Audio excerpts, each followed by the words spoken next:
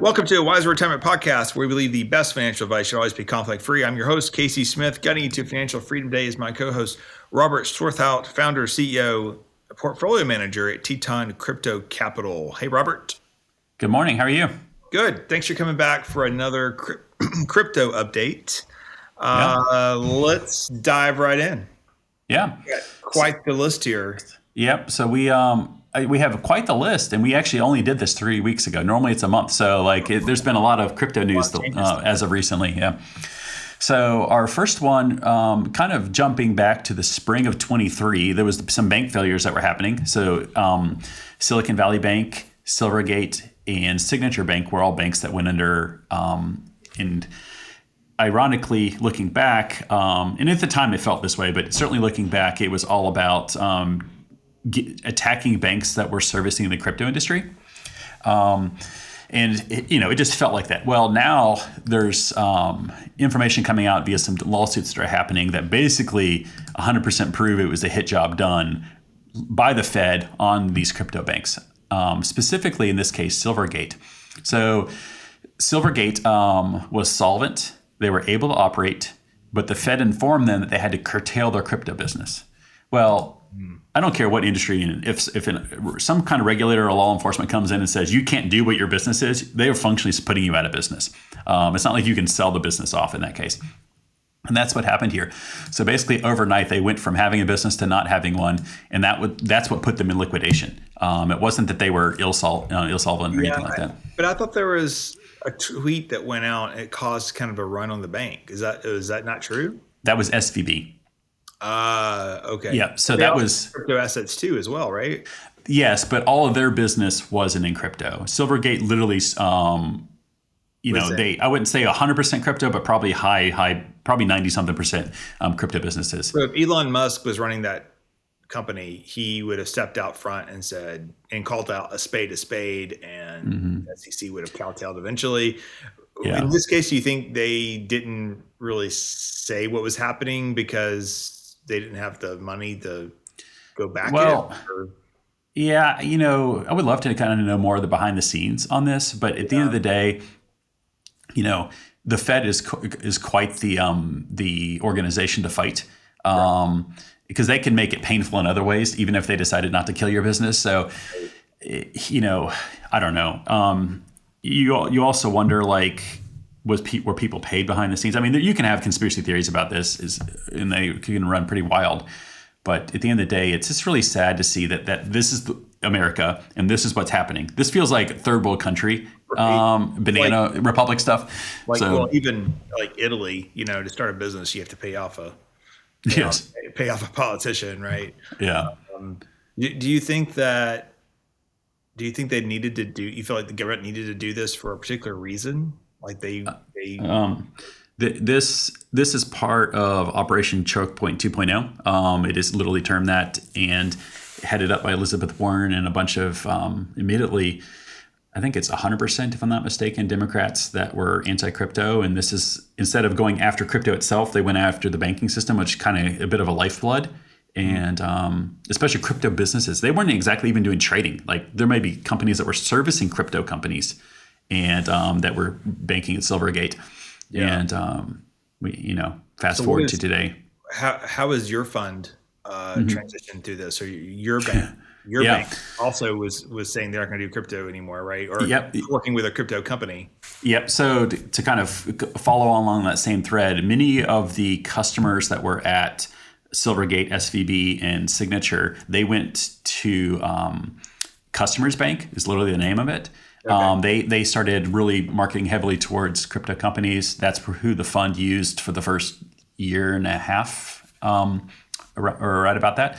And then back in April or May of this year, we got a letter saying we had 30 days to find a new banking partner, that they were no longer servicing crypto customers. Wow. We then moved to Chase. Chase opened an account. They seemed like they wanted the business. And then 45 days later, they decided they didn't. So at that point, I was sick and tired of dealing with banks. This feels like a storm to me that's going to blow over. This does not feel like a forever thing. Right. And it may be a forever thing in the short term, in the sense that, if the Democrats get reelected, it's at least another 4 years of this. I think if the Republicans get elected, blows over. So anyways, for the time being, we are what I call bankless, but we're all on chain. So I hold stablecoin and a wallet, and I pay the bills via stablecoin. It actually feels more modern. I can pay a bill 24/7, and I functionally can make a wire, if you want to call it that, and kind of be done with it. So. But I look forward to having a day where it's easier to on and off ramp investors via a bank account. So right now they would have to send stablecoin, or I would have to send them stablecoin. I don't know that any common person would even think about that. You go in the bank, you open up a business account. What do they care what business you're in? But it's part of the application process, actually. Yeah, there's some kind of like codes that a 5-digit code that describes a business. Yep. There's thousands of these things, and it's just we're this is not the only bizarro thing going on in the world these days, but this definitely is on my list, the stuff that I care about. So interesting. Yep. So let's move on to our second topic. The SEC has approved options trading for BlackRock's Bitcoin ETF, IBIT. This is just more of like, hey, this is showing development of this particular part of the space for ETFs. I've talked about on my podcast, like, I'm not sure if this is a good thing or bad thing for crypto, because does it add more volatility to crypto? Because options do add volatility. I don't think that BlackRock is enough of the crypto market for the options to make a difference. But like over time, it could grow into that. And we'll kind of talk about that here in a minute, about the growth of the ETFs. But they don't create those because there's no demand for them. So somebody was asking for that. Mm-hmm. For whatever reason. I would think that the spread's pretty wide, I would think. I haven't paid attention to it, so I can't really answer that. But I can say is like options, obviously, in some sense, is a leverage product on a particular asset. And leverage in crypto can be crazy. Crypto is already volatile. You add leverage on top of that, and I wouldn't even call it a multiplier effect. It's more of like a compounding effect. Hopefully no one gets burnt, because it could get out of hand. I have a Tidbitty, it's a little box with these little pixel type things for a display, and there's tons of apps you can put on it. So if the Braves are playing, it shows the Braves score. It shows the weather at the Carswell Airport, like a full METAR, which is pretty cool. Yep. Yeah. And then I have Bitcoin on there, and I just passed the offices between the front door and the kitchen. So I walked through the office, and I glanced at it, and I remember this weekend it was like Bitcoin 57,000, and then I walked out this morning early, and it said Bitcoin 68,000. I was like, holy crap, that's a big swing. Well, you think you apply that to options, you could have someone who's betting against Bitcoin, and they get to cover that. That adds more volatility to the Bitcoin. And admittedly, this gets a little bit out of my my pay grade here, but like Caitlin Long is a big Bitcoin bull. She, in her world, everything rolls around Bitcoin and only Bitcoin. And she has said at some point, if Wall Street is not careful with dealing with crypto and they start playing their leverage games, it will take down a GSIB if they're not careful. So, globally, basically important bank. Because think about if your options, so was it 100 to 1 or something like that? I forget the exact ratio. Correct. So say you bought one Bitcoin or bought one option, all of a sudden you're leveraging 100 Bitcoin and they have to deliver that. And that happens across a lot. There's not tons of Bitcoins out there. There's 21 million at all time. So it could make the price incredibly volatile. So we'll see. Fingers crossed that it doesn't cause problems, because all the crypto will get punished if there's a problem here, is my hunch. So covered calls and buying puts only. Yes. So our next topic, kind of along that same line, so talking about the Bitcoin ETFs and just generally the quantity of Bitcoin. Again, there's only ever going to be 21 million Bitcoin. We're at 19.5 million totally mined at this point.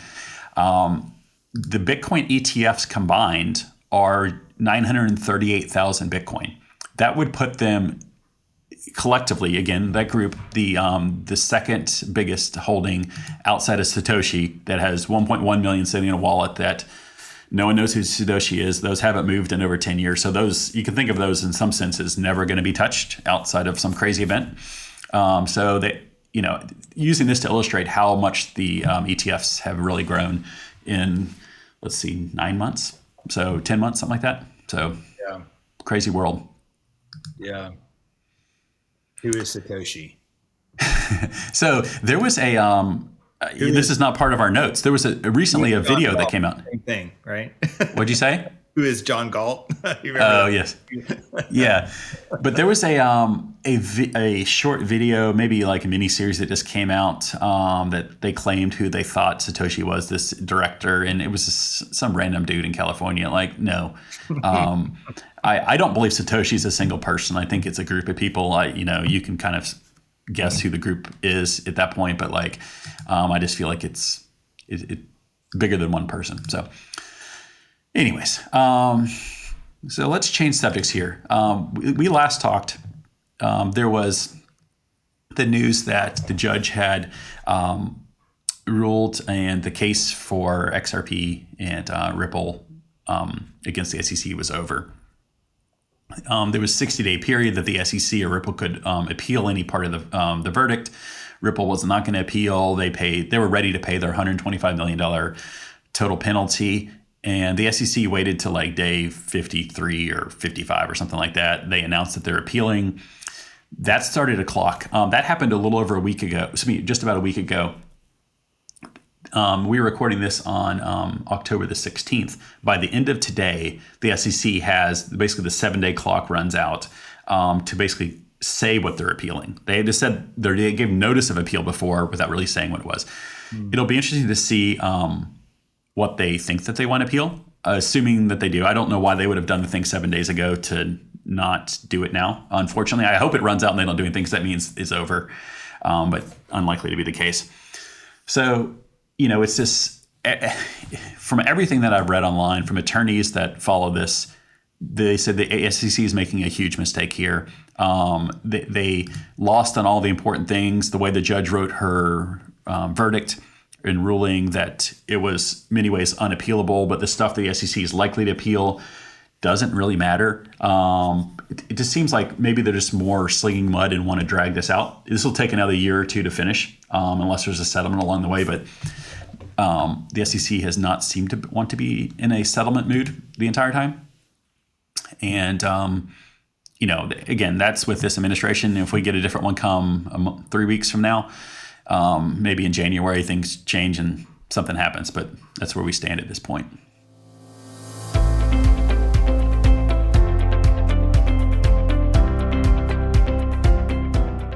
Are you curious why annuities keep coming up as a potential investment option? People are often told that annuities can effectively mitigate investment risks and help secure their financial future. However, annuities often benefit the salesperson and might not be the best choice for you as a consumer. To learn more about the various types of annuities, the negatives of owning them, and better investment alternatives, we have a free ebook on our website just for you. To download our ebook, Buyer Beware, Why Do They Keep Trying to Sell You That Annuity? Simply click the link in the episode notes or visit wiserinvestor.com/guides. Now let's get back to the episode. Obviously, I don't know Gensler personally, but my thought is that he doesn't like to lose. Most people in that position don't, and I wonder if it's more of just kicking the can down the road. Mm-hmm. You haven't lost if you're still on appeal, right? And if I'm not mistaken, only 10% of cases that make it to this appeal level actually get overturned. So incredibly small odds if things go their way. So it just, I don't know. You could tell that Ripple was frustrated. Both Brad Garlinghouse and Stu Eldorati, the chief legal officer, were not mincing words when they were tweeting about this. They were ready to have it behind them, I'm sure, but they probably weren't terribly surprised. Yeah. And, crypto Twitter wasn't terribly thrilled about it either. So, okay, moving on here. We're going to play true or false. And I think we've done one of these before. I'm starting to add these in my podcast. I love this little section. So you're going to say true or false once to what I'm going to say here. So if I told you the SEC wants at least 3 years to fill a FOIA request in the Coinbase case, would you believe that? True or false? So explain that. Yep. So Coinbase and the SEC are suing each other, kind of over unregistered security sales. That's the SEC's drum that they beat these days with crypto. Coinbase has, as part of their suit in discovery, has said we need to see some basically internal deliberations within the SEC on how you treat these, like how are you thinking about crypto.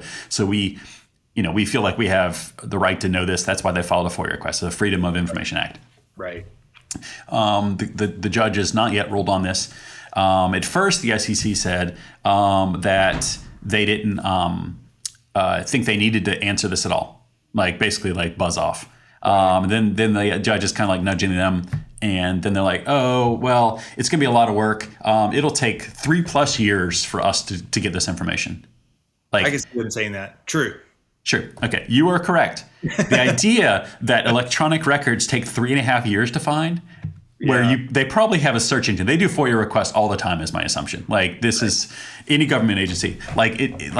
I'm so sick of this agency. Don't actually have a policy. Maybe that's what it is. Well, I would say their policy may be to not have a policy. That's true. That's true. You can hand that over pretty quick. Yeah. But it's just, if you think about what the point of the SEC is, and granted, we're talking about in the lens of crypto, they may be doing amazing things in the equities market. Set all that aside.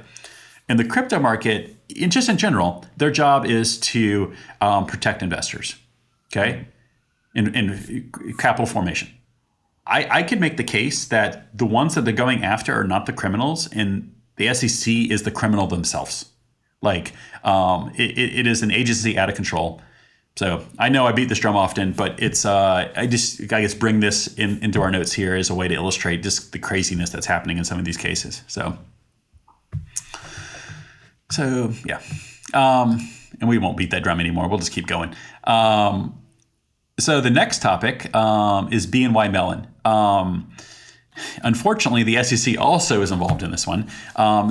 We have talked about in the past that SOB 121 was a SEC staff accounting bulletin that basically said banks could only custody crypto in some very rare cases with extra collateral in place, which basically meant banks didn't want to do it. So it was yet another way to attack the crypto industry, if you want to use that kind of terminology.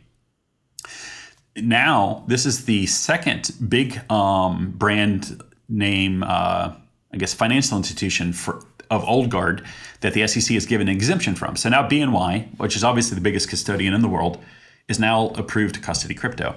They basically described how they want to do it, all the things.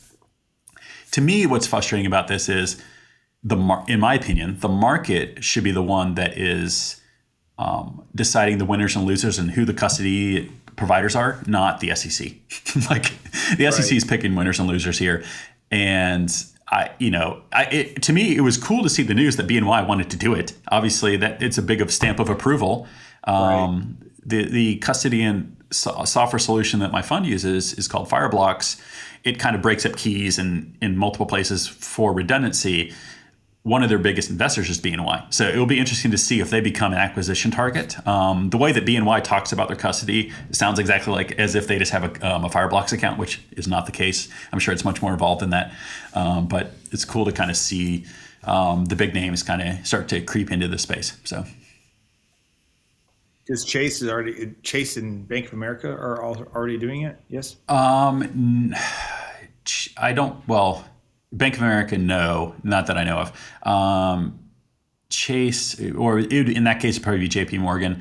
They're doing stuff in crypto. I don't think they have a custody solution that they sell or provide. I think Goldman was one that was approved, which I don't know. At the end of the day, just give everyone the same set of rules and let everyone compete. So would be my request. So let's see here. Moving on, we have some news of a new ETF filing. And there's another one that didn't make it into the notes we'll even talk about. So The first one here is there was an XRP ETF filed for by Bitwise. This is before, literally the day before the SEC appealed. So interesting timing. Sometimes I don't believe that timing is as random as it seems, but who knows? It'll be interesting to see how the SEC treats this application. Obviously, they could be very emotional about it in the sense that they just kind of they just ignore it, or they do something else. But the clock has started. I think it's every 90 days the SEC has to answer or something when it comes to applications like this. So, but so we have a Bitcoin ETF, we have the Ethereum ETF. Yeah. Now you could have an XRP ETF. Correct. And so, in your opinion, would XRP be good to add to your mix of Bitcoin and Ethereum? Well, I think early on, Ethereum, people understand Bitcoin. You see that in the price, but the Ethereum ETF has not done very well. Correct. It is definitely down. I would argue that it has more usage than Bitcoin. 100%. If you're just comparing those two, they couldn't be any more different in that sense. Right. Exactly. Yeah, I would say that just from a pure diversity standpoint, you go from having two different things in a basket to having three. And they act differently. The people often joke that XRP is a stable coin because admittedly the last 3.5 going on 4 years, it has been dragged through this lawsuit. So its prices act differently. That would go full circle because you couldn't have it for a long time, right? It was removed. You couldn't buy any more of it as a US. Yeah. Well, outside of one example, but yes, it functionally you were cut off from access from it because the exchanges were scared about the crypto lawsuit with the SEC. Everyone has learned that the SEC sues everybody, so they almost ignore all that stuff now. Like nothing gets delisted when a lawsuit happens. Right. But at the end of the day, I think that what's interesting here is it's not just XRP. Over time, there's going to be a lot of these things, and I kind of hinted at it when we first started this portion, but like. Yesterday, there was a filing for Litecoin. Litecoin is a derivative of Bitcoin. It's proof of work, but there's no active development on that network. For years, there hasn't been.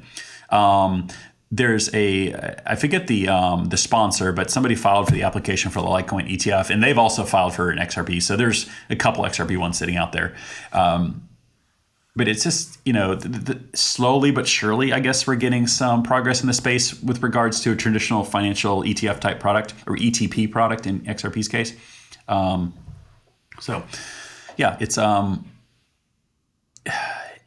hopefully I don't know. It's probably obvious to listeners. Like I'm all for a Republican president because I feel like we get through this crypto phase that we're in now and get some sanity and then hopefully things just move along a lot quicker. So. Yep. Speaking of Republican and Democrats, yes, Kamala Harris has a crypto policy now. We're recording this on October the 16th. So yes, seems a little late. It's potentially late. And I think it was like either this last weekend or on Monday. She announced, and I put policy almost in air quotes on this. She literally said that let me get the exact quotes because it's important. She literally said Kamala Harris will deliver for Black men the ability to support a regulatory framework for your cryptocurrency. So apparently she only wants Black men to have crypto. I'm not quite sure what's going on here. Crypto has largely not been a race thing. Like, why are we mixing more stuff in on it? Like, right. You end up, it's actually a rather diverse space, which is really cool to see. It's not white only, it's not Black only, it's right. Every ethnicity you can think of. But to think that's, this was the same time that she was saying she was going to give Black entrepreneurs forgivable loans. Like, I don't know. To me, it seems like she's trying to buy votes. I'll just say it. But at the end of the day, it does seem a little bit too late to have any meaningful impact. So, just like her advertisements on TV saying that she's going to give middle-class tax cuts. And I'm like, you're blatantly lying. The only way I think she's not lying is if she's counting the expiration of the 2017 Tax Act in 26. Expires 12/31/25. So in 26, maybe she's planning on keeping it the same, and then therefore that's a tax cut. Tax cut, right? It's a white lie is what at best. I said I watch those commercials. I'm like, how can you say that? Yeah. Like your website, your website literally says the opposite. Yeah. And also define middle class. I would like someone to define middle class, because middle class is a very wide spectrum. You could say someone making $500,000 is still middle class these days, because have you seen inflation? Do you know what it costs to do things, right? I mean, people do. People coming in here make $500,000 as a family, and they feel very middle class, middle class. And then you got the other side that's making household incomes $80,000. Well, somehow that's still middle class. That should be dirt poor. Right. Well, someone that's making 5 times as much is not typically in that same kind of bracket. Yeah. So it's a very, and you can do it. You can make $80,000 a year. I'm talking about families. You got little kids at home. You're working. You have a mortgage. A starter home in our area now is $500,000, and you're probably absolutely down, right? So it just I don't know. These politicians, they just seem so disconnected from. Walk down the street, talk to normal people, listen to their story. No one does that anymore. Bill Clinton is probably the best of that, quite honestly. Bill Clinton could really connect with real people, right? And I don't know, we've had a politician that's been able to do that since. Yeah, as a bit of an aside here, I watched the Senate debate between Elizabeth Warren and the Republican that's challenging her, John Deaton. They had a debate last night in Boston. It was an hour long. It was much more civil than any of the debates that we see these days outside. The VP debate was actually pretty civil too, but it was just crazy to contrast a career politician with somebody that has never been in politics before. And it for all intents and purposes, appears to be fighting for the people. And where John comes from, John is... He grew up in the hood, but he is the lawyer that fought in the Ripple XRP case on half of the 75,000 XRP holders. So he has a bit of a claim to fame in that sense.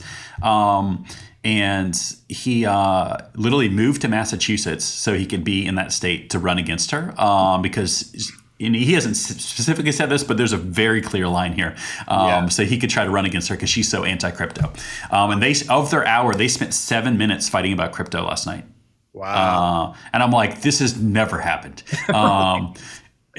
So it was pretty fascinating to watch. Was yawning, like I have no idea what you're talking about. Yeah. I'm sure that there's plenty. Well, the people watching, but also the moderators are kind of like, "What's this topic?"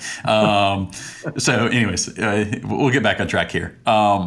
So the last topic we have is FTX the judge has certified the payout to the old customers, and they have begun that process.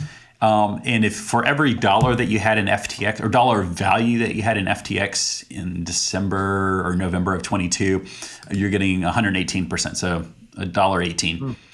Okay. That's a positive, especially considering this is a bankruptcy. There's been other crypto bankruptcies that have happened since then that they got back crypto versus dollars, which matters because crypto is up, almost 3x since then, or 2x at a minimum. So they've definitely left out on that, but they're getting money back and they can kind of move on. So Sam was trying to use that in his appeal process, saying, "Hey, everyone got their money back." Haven't had a Sam report lately. Have you seen anything in social media? I have. He is in. I don't know if it's exactly the same cell, but in the same unit as Sean Pitty Combs. That is. Oh, really? Yes. Wait a minute. He's permanently there? He's permanently in that prison? Sam is still in the Manhattan. Yeah. Oh, I thought that was just... I don't know if it's permanent, but I mean, he's still there as far as I know. Still there. Oh, my God. I was like, worlds colliding. Kidding. Yeah. That's a soulmate you want there, Sam. Yeah. So I guess to put a bow in this FTX thing, I forget the exact number. I think it's between $10 and $12 billion is given back to customers. That's a good amount of liquidity that you would think goes back into the crypto market. And, we're at a time where they call October Uptober. We hasn't been terribly up. I mean, I guess we've crept up the last couple of days, but when it's in a bull market cycle like we are hopefully looking forward to an exciting Q4. So cool. Well, thank you for the updates, Robert. Always interesting as usual. We have a couple of other episodes. If you want to learn more about the SEC Ripple lawsuit, we have episode 246. And then also, if you have crypto and you're concerned about how that plays into your estate planning, we have episode 237, estate planning for crypto assets. If you want to learn more about Robert and his fund, you can go to his website, which is linked in our notes. And thanks again, Robert. Thanks for listening, and we'll talk to you soon. Take care.